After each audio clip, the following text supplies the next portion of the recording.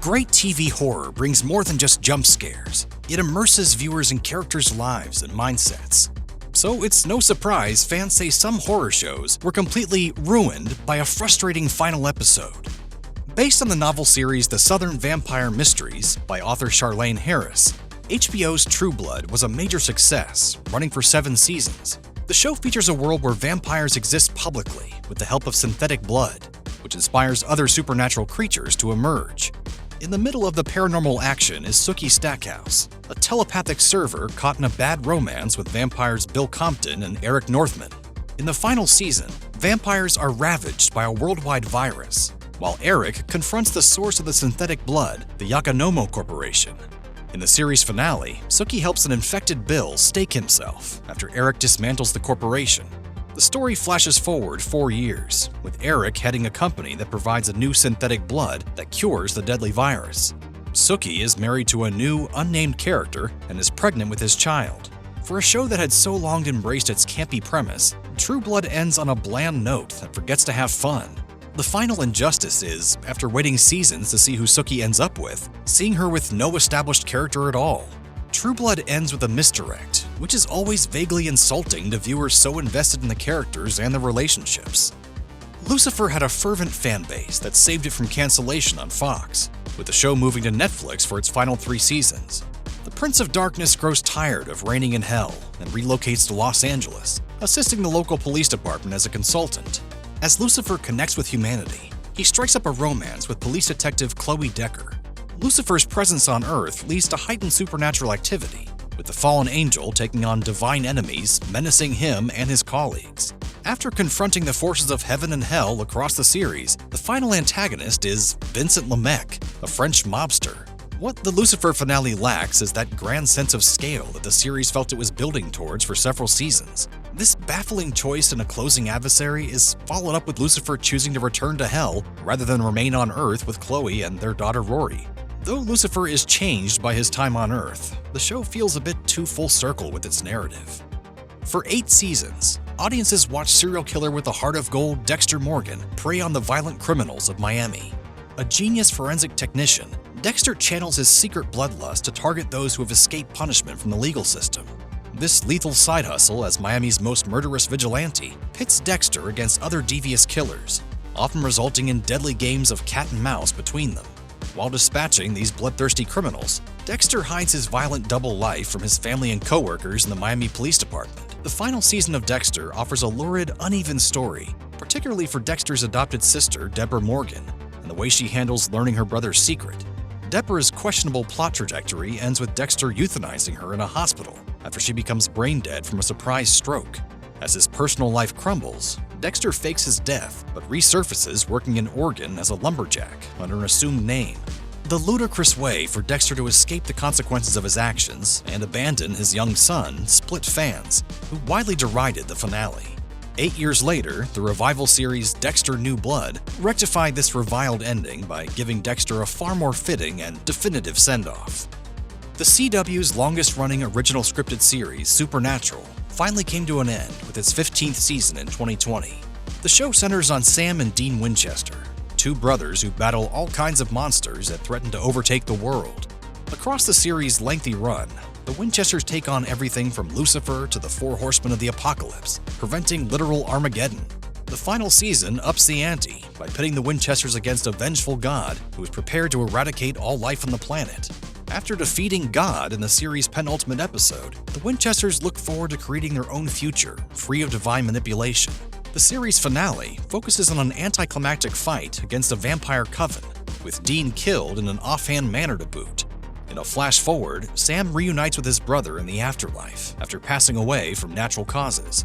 For a show that killed and resurrected its leads on multiple occasions with its heavenly stakes, Dean's forced permanent death to such a low-level issue makes the Supernatural series finale to such a long-running show feel like an afterthought.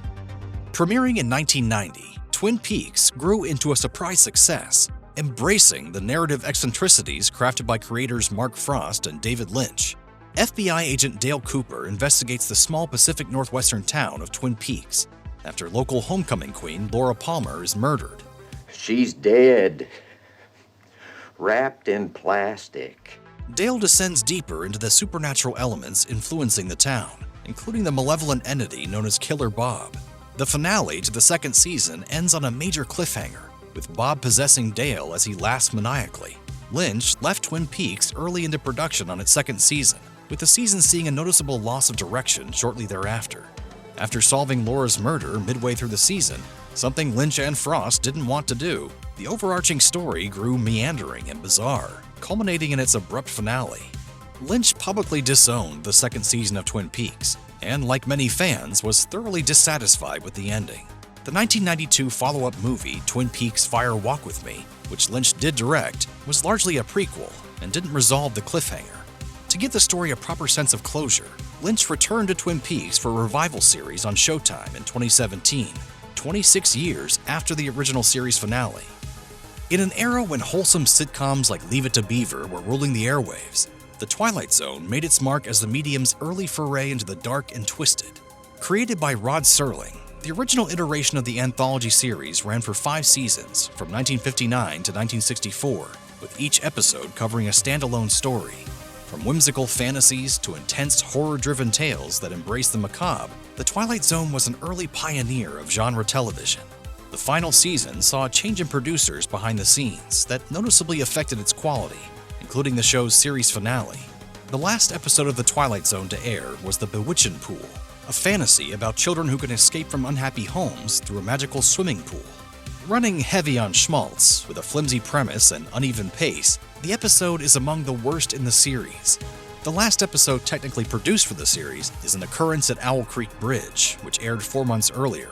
The episode comes from a heavily edited French short film, repurposed to fit the show's format, and bought for a significantly lower price than standard production costs for an episode. Both episodes fail to give The Twilight Zone a send-off befitting a groundbreaking series. The 90s television series Buffy the Vampire Slayer, inspired by a 1992 film of the same name, became a cult favorite that expanded into a whole franchise encompassing comic books and video games. Buffy's initial love interest, the tortured vampire Angel, received his own spin-off series, simply titled Angel, which ran for 5 seasons from 1999 to 2004. The series covers Angel continuing his quest for redemption from all the evil he committed as a vampire, defending Los Angeles from the armies of hell. The Angel series finale revolves around a confrontation with an insidious cult, the Circle of the Black Thorn, who plan to unleash hell on Earth. Angel's group of allies endure betrayal and murder ahead of the final battle, including the death of fan-favorite characters Wesley Wyndham-Pryce and Lindsay McDonald.